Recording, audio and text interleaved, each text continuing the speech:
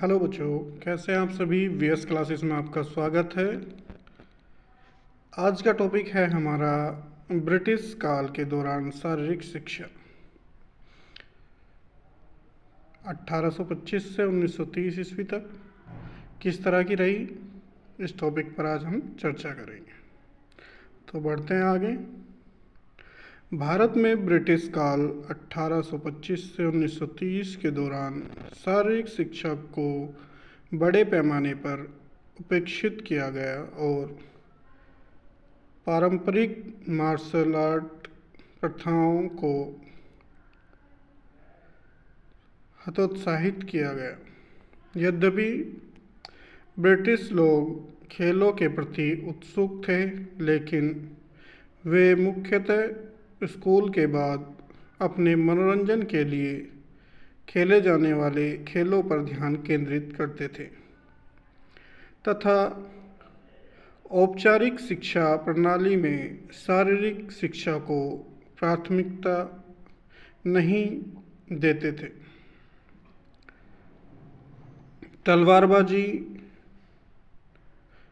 कटारबाजी और भालाबाजी जैसे पारंपरिक भारतीय प्रथाओं पर प्रतिबंध लगा दिया गया, जिसके परिणामस्वरूप भारतीय आबादी के बीच शारीरिक फिटनेस में गिरावट आई। तो ब्रिटिश काल के दौरान जो भारत की प्रथाएं थी, जैसे क्या क्या थी, तलवारबाजी, कट्टरबाजी और भालाबाजी में मतलब भाला फेंक जैसी प्रतियोगिताएं होती थी, लेकिन इनको बंद करा दिया गया, जिन पर प्रतिबंध लगा दिया गया, जिसमें भारत के रहने वाले लोगों पर इसका प्रभाव पड़ा। आगे बात करते हैं शारीरिक शिक्षा की उपेक्षा। ब्रिटिश प्रशासन ने शिक्षा प्रणाली में शारीरिक शिक्षा को प्राथमिकता नहीं दी। वे पढ़ाई पर अधिक ध्यान केंद्र देते थे और शारीरिक प्रशिक्षण को आवश्यक नहीं मानते थे। जो ब्रिटिश प्रशासन थे वो पढ़ाई पर सबसे ज़्यादा ध्यान देते थे, लेकिन इतना शारीरिक शिक्षा पर ध्यान नहीं देते थे या प्रशिक्षण पर ध्यान नहीं देते थे। आगे बात करते हैं पारंपरिक प्रथाओं का दमन। जो पहले से चली आ रही है प्रथाएं, उनका दमन भी हुआ। इसमें आगे बताया गया है कई पारंपरिक भारतीय मार्शल आर्ट और शारीरिक प्रशिक्षण प्रथाओं को अंग्रेजों द्वारा हतोत्साहित किया गया या सीधे प्रतिबंधित कर दिया गया। इससे भारतीय जनसंख्या की शारीरिक तैयारियों में गिरावट आई। तो ये जो प्रथाएं थी सारी मार्शल आर्ट जैसी जो चलाई आ रही थी शारीरिक फिटनेस को रखने के लिए, उन्हें बंद कर दिया गया। आगे बात करते हैं, नेक्स्ट है अवकाश के रूप में खेलों पर ध्यान दें।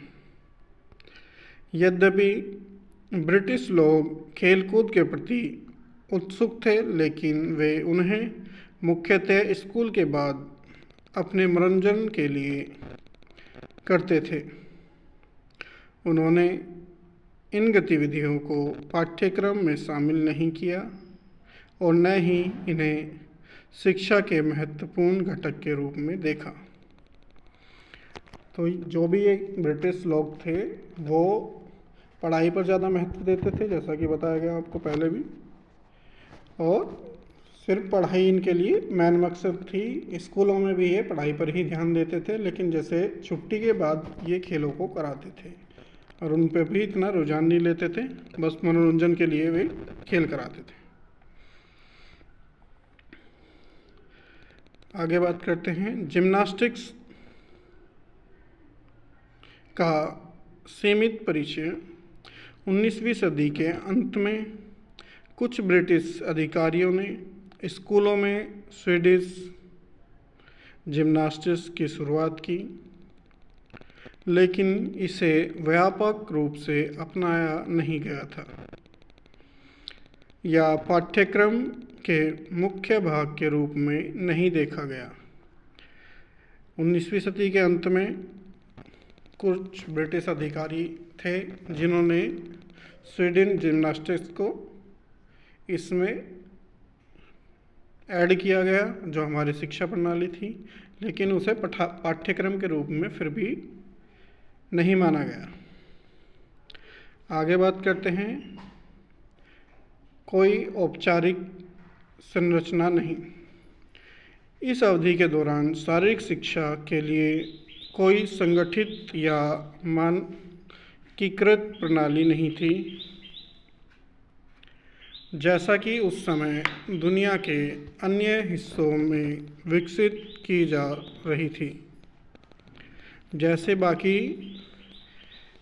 दुनिया के बाकी हिस्सों में इसकी शारीरिक शिक्षा पर जोर दिया जा रहा था, लेकिन यहाँ पर उनका विकास नहीं था। तो ये था हमारा ब्रिटिश काल के दौरान होने वाली चीज़ें, क्या क्या हुई, क्या क्या गतिविधियाँ वहाँ पे चली, और जो भारतीय गतिविधियाँ थी उन्होंने प्रॉपर उन पर रोक लगा दी। ठीक है, तो ये टॉपिक हमारा यहीं समाप्त होता है। मिलते हैं नेक्स्ट टॉपिक में। Okay class.